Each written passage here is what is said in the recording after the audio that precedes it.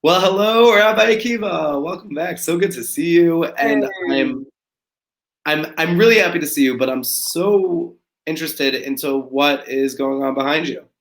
I'm so glad you asked. A few people have told me that I need to really do something with this space behind me. So, to all of our listeners, I got a green screen. Of course you did. It is actually a green screen, and I'm very excited to have it right back here because I've been told that having a green screen behind you really spices up the background. So, I now have a green screen. I realized the second I asked that I would regret the question. I just knew. It's so funny. A lot of people tell that to me after we talk. Can't imagine why. Okay, great show. I'm so excited this week. We're welcoming Marc Fein to the Schmooze, and we also like to thank him for his sponsorship. You can absolutely reach out to Marc for consulting and workshop needs because there is nobody that does it better than him. And as you're going to find out later on today's show, he is a mental health advocate, a longtime colleague and friend, and I'm so excited to be welcoming him onto the Schmooze today. So I think we're definitely gonna keep our beginning segment short. But before that, Rabbi Akiva, let's start just simply. How are you doing? How was your week? It's so funny. I was going to ask you that too, even though we normally don't. I was like, you know what? Let's ask Daniel how he's doing. I have been great. The week it is Sunday. God willing, God willing, God willing. Bezrat Hashem. Fingers crossed. I don't think that's a Jewish thing. I think that's Christian. Anyways, with the help of Hashem, I will be taking a vacation next week. It is stop. the first time first time I'm taking a vacation. I don't think I've ever done it before. Like I've taken a day here or a day there, but I'm taking, God willing, a week off.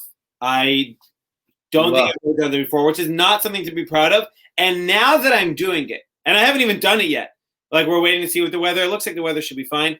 But I'm like kicking myself. Like, why haven't I done this before? Like the world won't. Like it always felt in NCSY for anyone who's in nonprofit, maybe even in a for-profit. I don't really know, but like sometimes it feels like if I take a week off, not only will the world collapse, but I'm going to have so much work and so many emails to catch up on afterwards. And this might not be relevant to the teens here, but maybe it's something you can think about, in the future. And like it almost seems like not worth it. I know I haven't done it yet, but I'm already kicking myself that I haven't done this.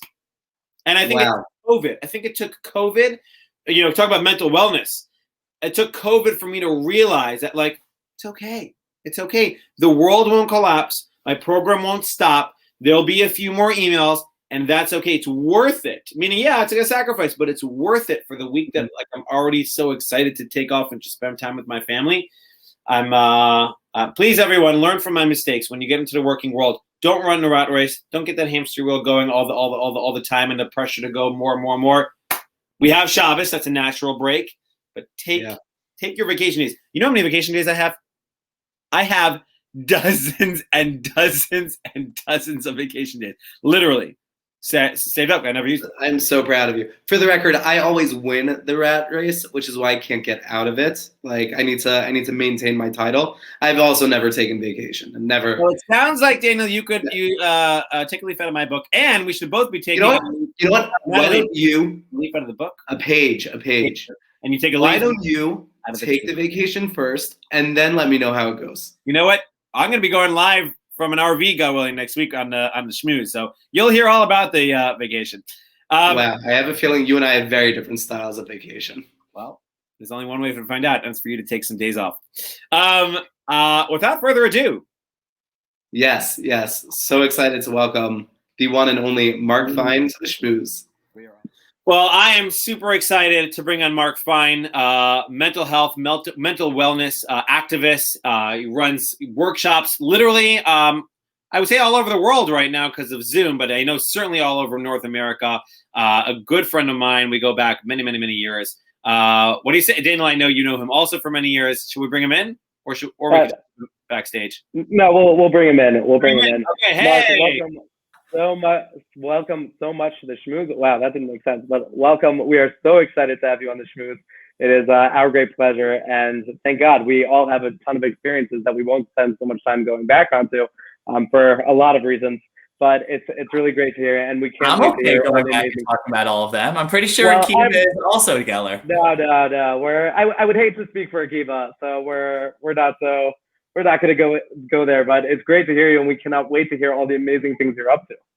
Yeah, and it's a pleasure to be here on the #1 rated show for Jewish teens around the world. You know it. Marc, before we start getting into what we really want to hear your opinions on just the state of mental wellness in the world in general, I think is really important to talk about. But we'd love to ask you. So, can you tell us, or tell our viewers a little bit about yourself, and why you're passionate about this? Why is this such a big deal for you? Sure. So my name's Marc Fein. I grew up in Riverdale, New York. Now in Nachlaot, Israel. Moved right before Corona, so that was a transition and an experience and a talk for a very different version of this episode. My professional background: worked as a speechwriter, design thinking strategist. This is my 15th year in NCSY. Regional director of Upstate, worked in Canada, worked in Southern, started a summer program 7 years ago, TJJ Ambassadors Poland. And specifically as it relates to mental health, I started my mental health activism approximately a decade ago, where I would share my own story living with depression and anxiety as a way of raising awareness and now teaching practical skills for how we can build supportive communities. Wow. Okay. So there's a lot there, and I think I'm just going to focus on the end part, and Akiva will probably talk about, you're working all over the country because he likes that kind of thing. But how does the journey from like 10 years ago? I know now I see mental health, the words in every article all over. It's being introduced into a lot of curriculum. What was your journey like starting 10 years ago in being a mental health advocate when, as far as I can remember, it wasn't so prevalent in education or even in colloquial, regular conversations. So what's your experience been like in that?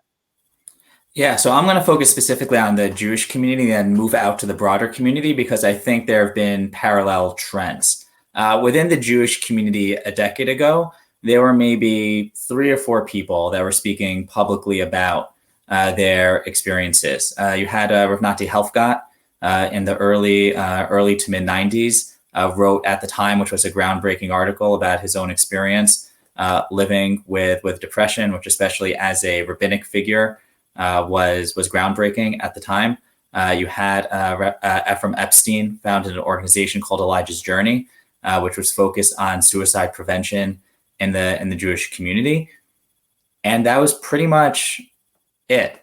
It wasn't something that was spoken about publicly. My first time speaking was actually at an Active Minds event at Yeshiva University. And the goal of the event was called a Stomping Out the Stigma event, where students or recent alumni would share their own experience living with mental illness as a way of raising awareness of resources and support on campus. And there were maybe 200 or 300 people in the room. The same event now is getting close to 1,000 people on campus. It's really one of the largest events on campus. It's absolutely wild. And at the time, when I started going around to different schools, was, you'll be one of the speakers on maybe a mental health day, or we'll bring you in to speak once. And what's different now is I just spoke at a yeshiva in Israel, and one of the students that's actually in the yeshiva now, Josh Pagnowitz, is from Chicago, spoke at a No Shame on You event about his own story living with mental illness. And that's how you know there's been progress. I spoke at Bicultural Hebrew Academy. As part of the day, A, they had a mental health club. B, there were 2 students, one talking about body dysmorphia, the other talking about anxiety, who were sharing their own experiences as part of the day. And to see the conversation become normalized is massive. My wife's a therapist, and as you both have talked with her and met her, So I think that's incredible that it's becoming like the fact that it's normal to have these conversations, and it's not like Dana was saying, like growing up, it was all like therapy was like a 4-letter word almost, right? It was like a word that you hushed in secret. And it's like, that was it. You're messed up if you're in therapy. And now it's, thank God, much more of a normal thing to be in and to talk about and part of our lives and self-care and mental health. I have a question. This isn't something we said we were going to particularly talk about, but I hear this a lot. And I don't even know 100% what the answer is. And maybe you don't either. Is there more, I'm going to use the word problems, okay? Are there more problems nowadays that there seems to be more of a need for mental health? And I'm not even talking about just coronavirus times. I'm saying even let's go to 2019, right? BC, before Corona. Or is it just then there wasn't as much, just wasn't, it wasn't as much conversation about it. And so people just kind of either suffered in silence, right? Or they didn't suffer as much. Do you hear what I'm saying? I do hear what you're saying. You must have been asked that before. I have been asked that before, and it's always fun to be proclaimed the world expert on something when you're talking about your own lived experience. But this is where things like your get opinion for all 7 billion people for the last 30 or 40 years of history, please. Thank you so much. My pleasure. So let's start with a couple of things. Number one, let's make a distinction between normal and more normal. Because when it comes to speaking about mental health and mental illness, yes, it is more prevalent than it was before. There's still plenty of stigma in the broader community and the Jewish community as it relates to mental health and mental illness. It's better.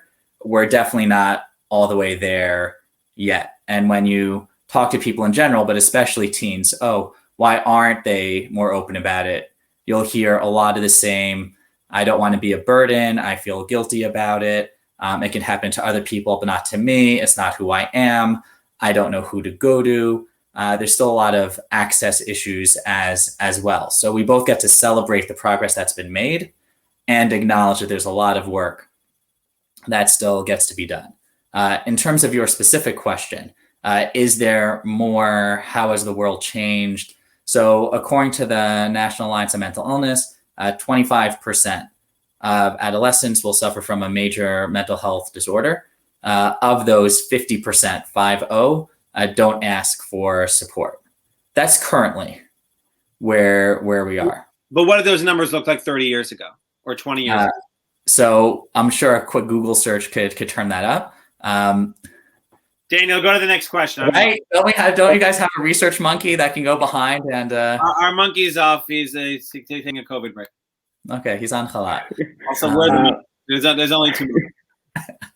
Yeah, I think it probably is a combination of, now that we're more aware, we're able to pay more attention to it. At the same time, there has been a rise for anyone who's seen the social dilemma. The impact of social media on anxiety and depression, the impact on what's called affluenza, specifically within the higher socioeconomic communities within the United States, of the college race. And you can find tons of articles about certain communities on the West Coast as well as the East Coast when it comes to achievement and what happens when we outsource our sense of selves and self-esteem to our accomplishments and what impact that has. Statistics show that death by suicide is the number 3 for the population between 15 and 24. So that's all real, that's all happening. And I do think, especially if you're talking Corona, a lot of it is being exacerbated by modern trends. Right. It's really wild for us. Even I've been in the game a little bit less than both of you, but even seeing the trends, 6 years ago when I was doing MCSY and I was just in college talking with high school students, there wasn't a concept of I want to talk about these feelings that I'm having, and they were undoubtedly having them, but it wasn't just a matter of self-awareness. It was the willingness to talk. And now, unfortunately or unfortunately, I get calls every day, really, from students all over the country, And I think it's, look, on the one hand, it's very troubling, and I'm not an expert in this by any means, and my rules always refer out. But at least that there's this idea that I think students they're open to it. They want to have this conversation. They realize something's not right. And even I've challenged some of my students, nothing to do with mental health, more just how you value your time. Like, see how much time you spend on social media and try and cut it in half. We all have apps on our phones that can track our monitoring. And Mark, what you brought up about the social network is really powerful, and I see every day. But what's your take on the trends we're seeing in our community facing students in particular? And do you see that there are significant advancements that are helping them cope through these challenges? Yeah. So quick note, it's a social dilemma, not the social network. Social network. Also, excellent movie, Oscar winning. Okay. All right. Details. But in terms, there's one thing that you said that I think is a trend. That you said, okay, like my gut is to refer out. And I actually think the trend is in the opposite direction. That when we first started talking about, we'll call it, what was really talking about mental illness and stigma, it was very much in a therapeutic context. How can you notice what's going on with a teen? And then how can you connect them to the appropriate mental health professional, which was an excellent first step. And by the way, should continue. That if you ever feel out of your depth, the answer is always, as you said, refer out. But what I think is becoming more and more clear is the capabilities that really everybody has and responsibility everybody has to create a mentally healthy environment, whether it's educationally or within the context of a friendship or relationship. So for example, you see a big trend right now in the Jewish community toward youth mental health first aid training. This is something that's been taking off with the Jewish Education Project, something taking off with the Foundation for Jewish Camp. BBYO just put a massive investment in resources in training in youth mental health first aid. And the idea that youth workers, teachers, adults, mentors are going to notice, how do you train people to notice what's going on and what's the immediate support that they can provide? And I think that's also a much more empowering message than, oh, I noticed something, who can I connect with? Versus I noticed something, how could I be with them? And that's a big part of the workshops that I give. And I think there's a big trend on that now of, okay, Daniel, like you see someone who's going through something. A, what are you noticing? And it's not about diagnosing. It's about noticing what's going on in their lives. And B, now that I've noticed it, now what? What are the obstacles in the way of having that conversation? How do I have that conversation? What do I say when I don't know what to say? And realizing that's not even about what you're saying. It's about how am I being with them? Am I being caring? Am I being accepting? Am I being loving? Am I being non-judgmental? Am I being with them? Which is something we're all capable of doing. Absolutely.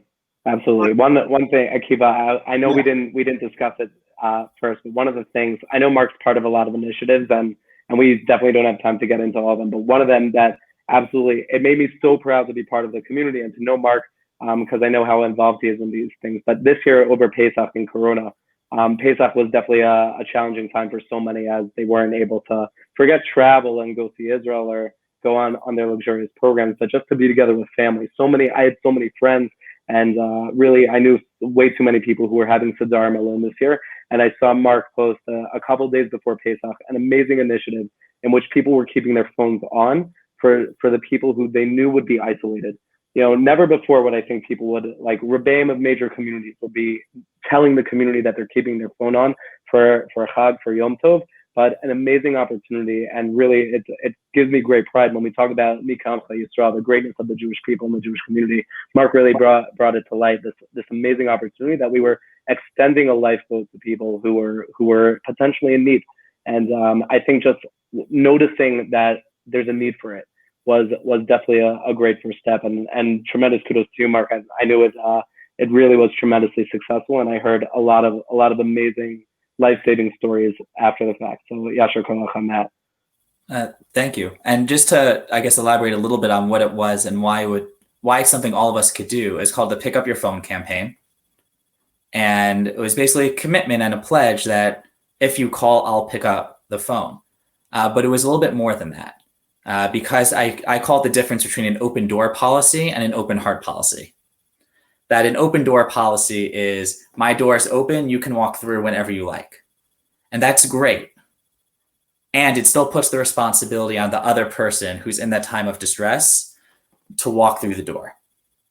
As opposed to an open heart policy, which is, okay, if I really live with an open heart, how can I actively put myself out there? So we had a spreadsheet of here are the numbers that you could call. So again, to make the barrier as low as possible, we encourage people to reach out to members of their community to say, hey, this option is available if you want it. To have Rabbanim say, this is something that's mutter, this is something that's permissible. And that's why when we had our social media campaign, we specifically used quotes from rabbis, because a lot of times people assume that they can't do something. And they don't even want to ask the question because, oh, is it saying something about my faith if I ask the question? And look, I'm very public about it. Like I called one of my rabbis and said, hey, I'm alone during Corona. This is my third Shabbat alone during Corona. This is really rough on me. What options do I have? And we spoke about, okay, can you put music on a timer? Can you start playing something beforehand? And everyone has their own conversations, but have that conversation. Rav Yoni Rosenzweig is coming out with a sefer now on the halachos of mental health. Groundbreaking. To show people this is something we can talk about, and you might actually have more leeway than you think. Eitz Chaim hi lemachazikim ba, right? It's a tree of life. It's not a. It's the way to grasp it. The way to grasp Judaism is through the lens of life. Right. But Akiva, I know you really want to ask a question, but let's talk about that for just 1 second. We can talk about it for 2 seconds. Great. Your life matters. Like there's sometimes this fetish in Judaism of sacrifice. Oh, I'm sacrificing myself for the sake of keeping this other thing 100%. Right. What if you didn't have to sacrifice yourself? What if you can recognize this is having a really negative impact on me? So I'm going to try to figure out how do I make this work? Not because I want to keep it less, but because I want to be able to keep it at all. And the only way that I could keep myself and keep it at all is to figure out how do I balance this? So ask the question. And I think something that honestly rabbis have been getting better at, but could be even better, is when we publicly talk about these things, we give permission to people to ask. Right. And normally, they assume that they can't. And the default assumption of someone who already thinks they're failing, who already might think they're worthless, who already feels on the edge of the community for whatever reason, isn't, oh, let me go and ask.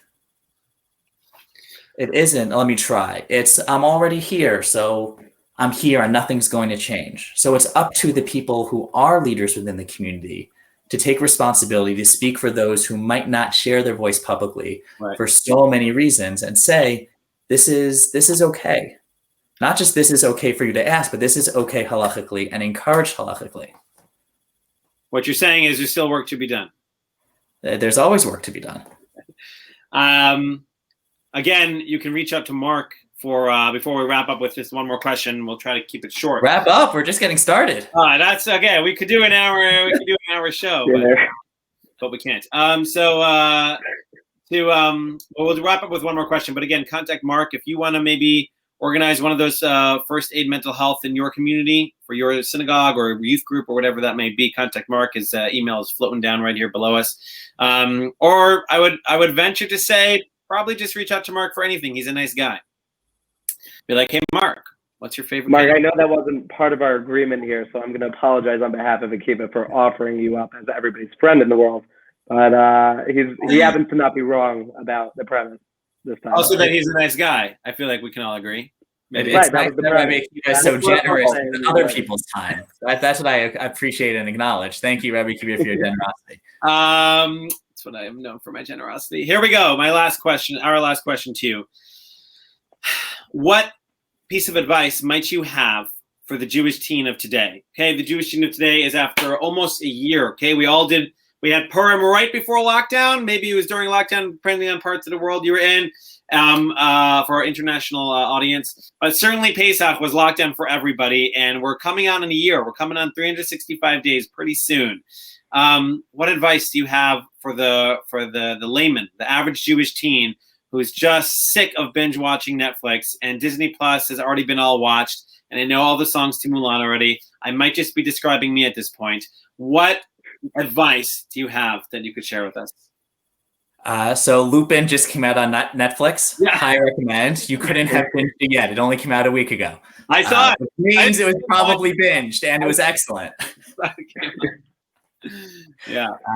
But to your question, the advice I would give really to everyone, but especially to Jewish teens now, is acknowledge where you are and acknowledge what you're feeling. And numbing doesn't work. Numbing can work short term, and there's a lot of ways that we numb. We can numb through food. We can numb through binging, all sorts of stuff. Eventually, you're going to feel what you're feeling. And there can be a tendency in general, but especially during Corona, but I don't have it as bad as. Or, you know what, or to minimize. It's really not a big deal that the senior play that I was looking forward to for 4 years isn't happening, or the Shabbaton that I was really planning on is canceled, or prom is canceled. But like around the world, people are dying, so I have to suck it up and push it through. As opposed to acknowledging it's not a comparison game.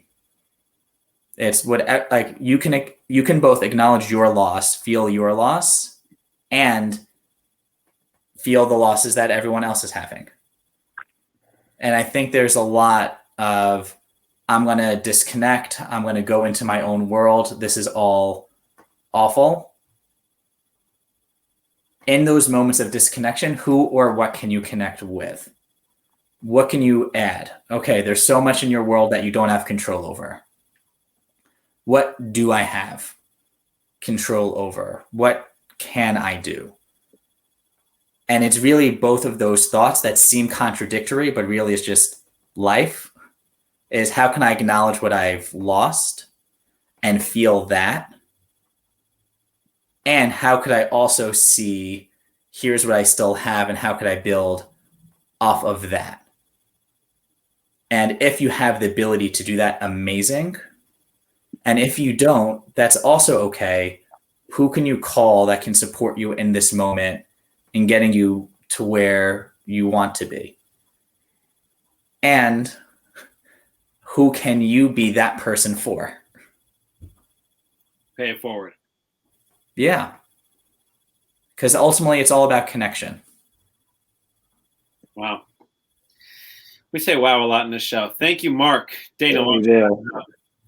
Yeah, Marc Fein, everyone, please, I cannot recommend highly enough his consulting, his workshops.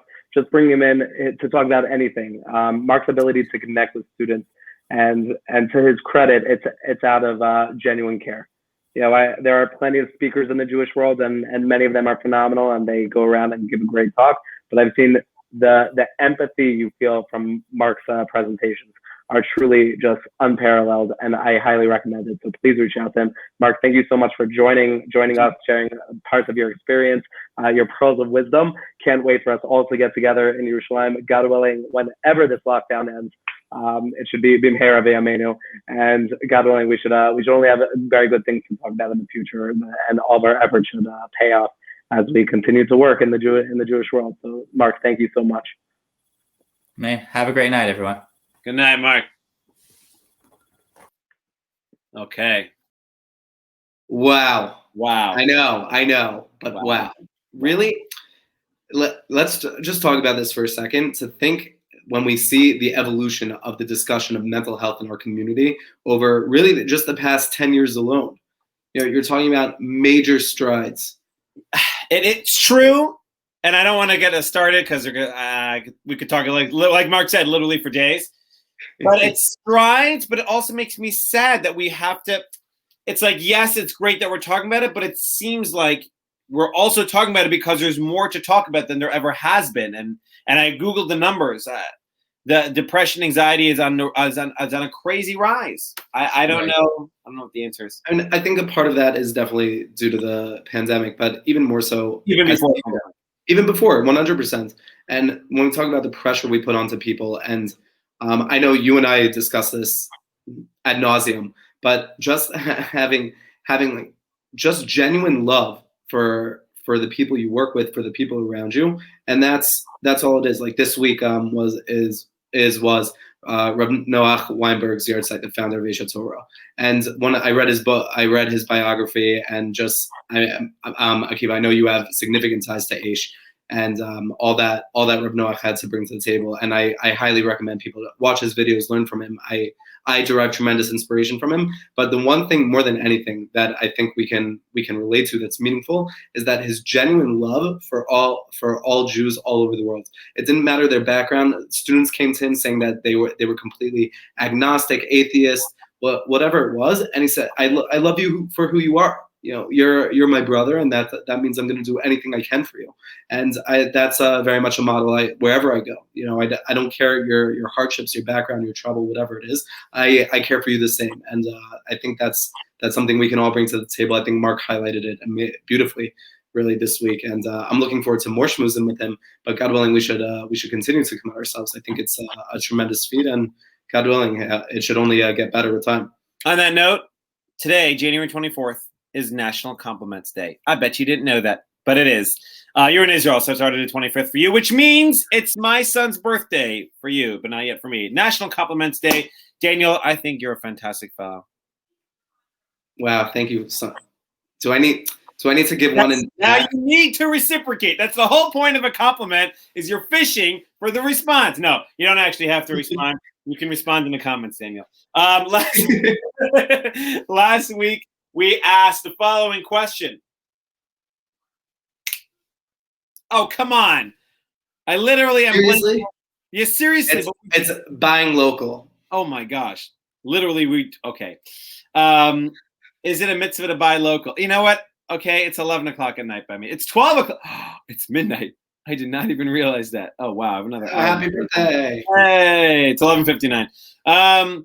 So is it a mitzvah to buy local? Rabbi Pupko, Rabbi Elchanan Pupko, who I don't know who he is, but I saw a video of his on Facebook like 3 months ago, and I just thought it was brilliant when he said, quoting Rabbi Shmuel Eliyahu, okay, one of the head rabbis in Israel, who I've had the pleasure of speaking with on some occasions, says that not only is it more of a mitzvah to buy local and support your local organizations, whatever that might be, local Judaica store, local kosher restaurant, whatever that might be, but you can even use charity money.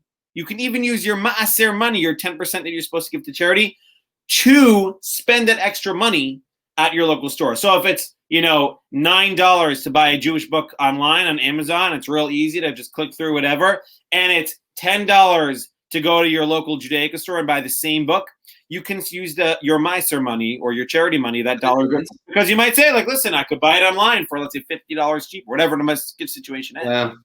That's how important, especially during COVID, it is to support our local places. And that was a real eye-opener for me, because I'm an Amazon guy. Like, I'm a guy who just shop online, just order it online.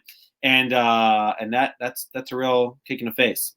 Again, I'm not sure if I'm saying all the terms right, but that's a real eye-opener for me. Very important to support. It's a mitzvah, even to the point where you can use your charity.